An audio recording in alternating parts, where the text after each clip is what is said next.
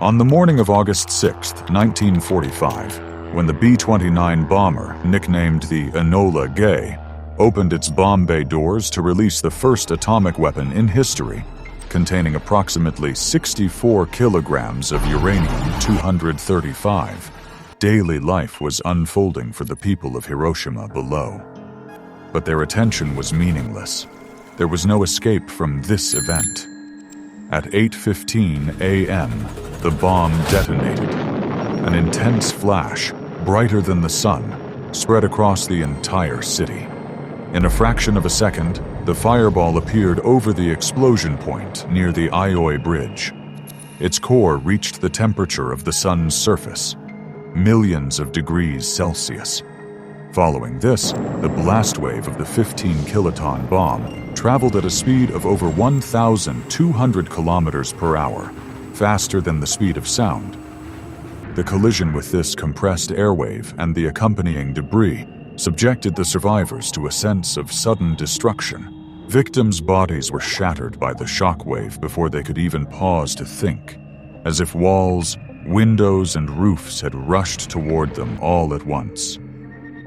Only seconds after the explosion, the invisible cloud of radiation began to spread, bringing every living thing to its death.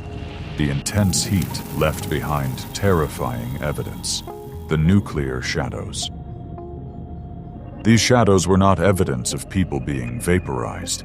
Rather, they were a reflection of the fact that bodies, in a split second, blocked the heat from reaching the surface beneath, shielding that area from being burned. The surrounding area was scorched, but the point right behind the body remained untouched. Those who died instantly from the thermal flash did not disappear.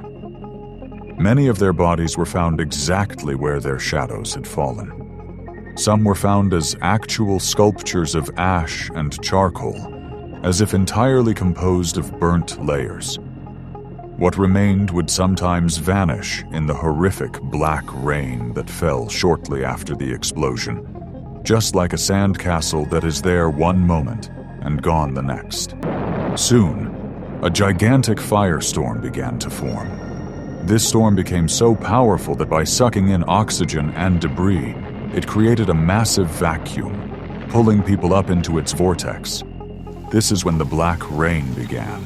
Water vapor mixed with radioactive ash, soot, and debris, forming an incredibly heavy cloud. And a black rain began to fall, which people drank due to their extreme thirst. Across the ruins, numerous small fires began to spread, incinerating those trapped under the debris and turning them to ash.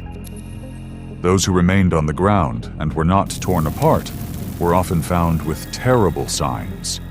Bodies were burned, and many faces were melted and covered their eyes due to the severity of the burns. Some were blinded. But the most terrifying thing was the silence. Everywhere looked the same. People walked in silence. Their skin hung from their bodies like torn clothes. They were faced with a frantic thirst. The intense heat and loss of skin had made fluid retention impossible. Groups of survivors, seeking water and shelter, held their hands out in front of them, moving slowly, one after the other, like a column of ants, heading towards the rivers of Hiroshima. Their movement resembled the walk of zombies in a horror film. River water was the only balm for the burns. But for many, the river was not salvation. Many of those who jumped into the water drowned due to weakness and injuries. Sure. Those who survived the explosions of Hiroshima and Nagasaki became known as Hibakusha, people affected by the atomic bomb. The burden they carried was deeper than their physical wounds. They witnessed scenes that the human mind was incapable of processing.